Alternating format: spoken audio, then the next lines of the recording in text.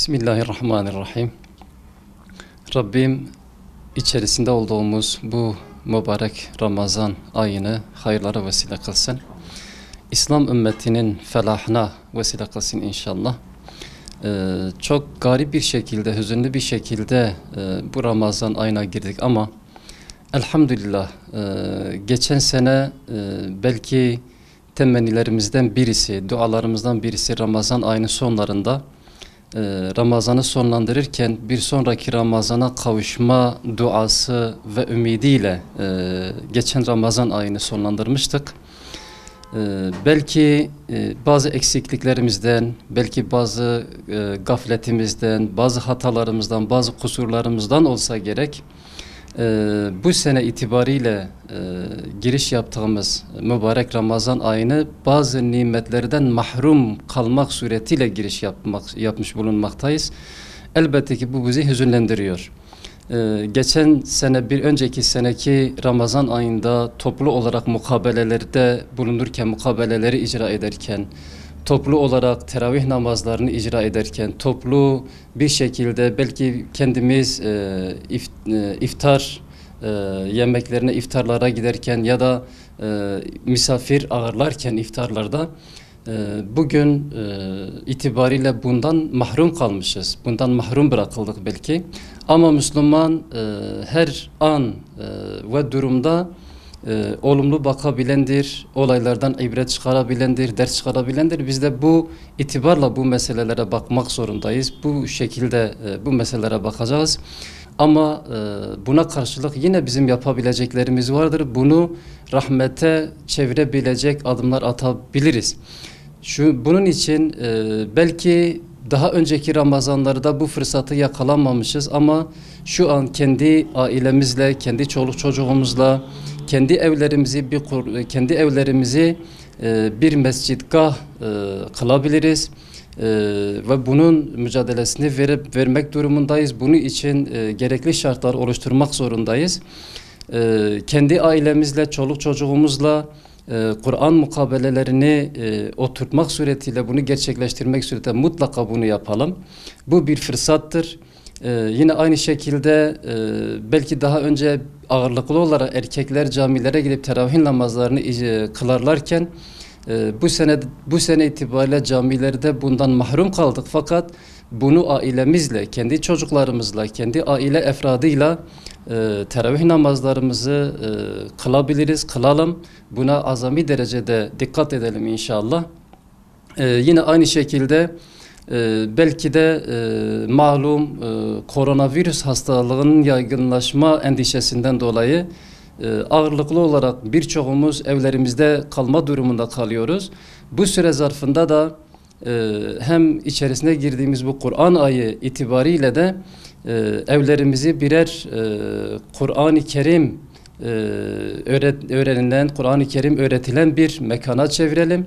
Kendi çocuklarımızla eğer ki Kur'an-ı Kerim'i bilmiyorlarsa onlara bu bir fırsattır. Onlara Kur'an-ı Kerim'i öğretelim.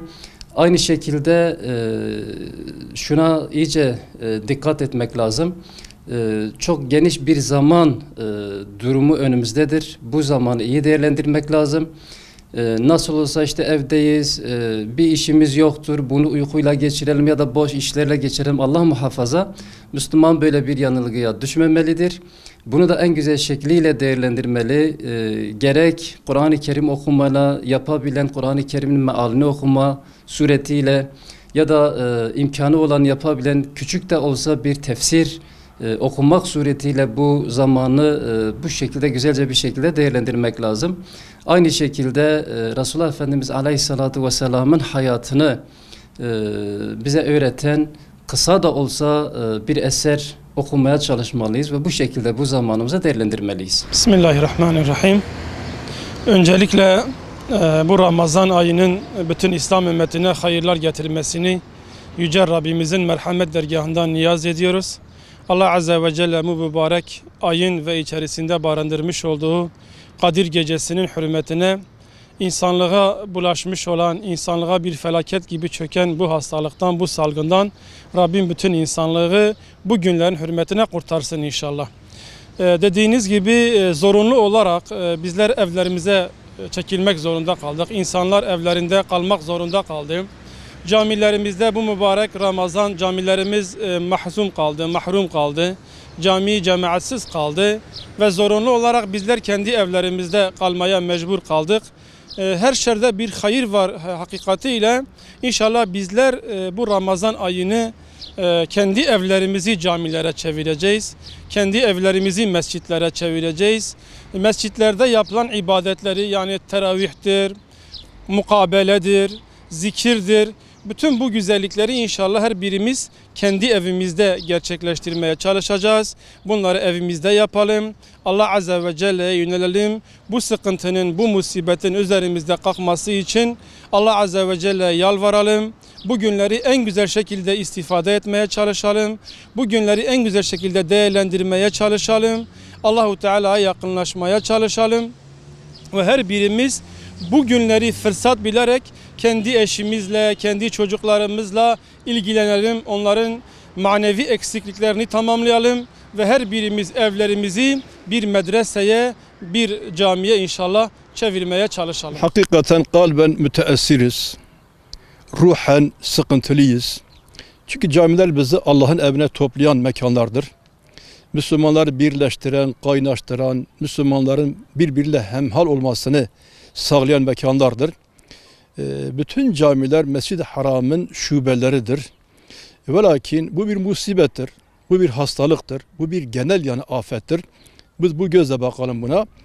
Müslüman tabii ki efendim yani illa ve illa camide namaz kılması mecburi değildir. Camide cemaatle namaz kılmak bazı ulemaya göre farz-ı kifaya, kimisine göre efendim yani sünnet-i müekkededir. Ama madem ki yani şartlar buna el vermiyor, evlerimiz de camidir. Yani her Müslüman kendi evinde efendim hanemiyle, çoluk çocuğuyla orayı mescid yapmak suretiyle namaz kılmak imkanı vardır. Bu çok yani zor bir şey değildir. Kur'an-ı Kerim'de okumalıyız. Ondan sonra hatimler de yapmalıyız. Ondan sonra camilerimize, evlerime taşımalıyız. Cenab-ı Allah'tan dua edelim. Cenab-ı Allah bu musibeti bir gün önce kaldırsın. Yani cami efendim terk edip fakat ikinci bir adres evler cami yapılmalıdır.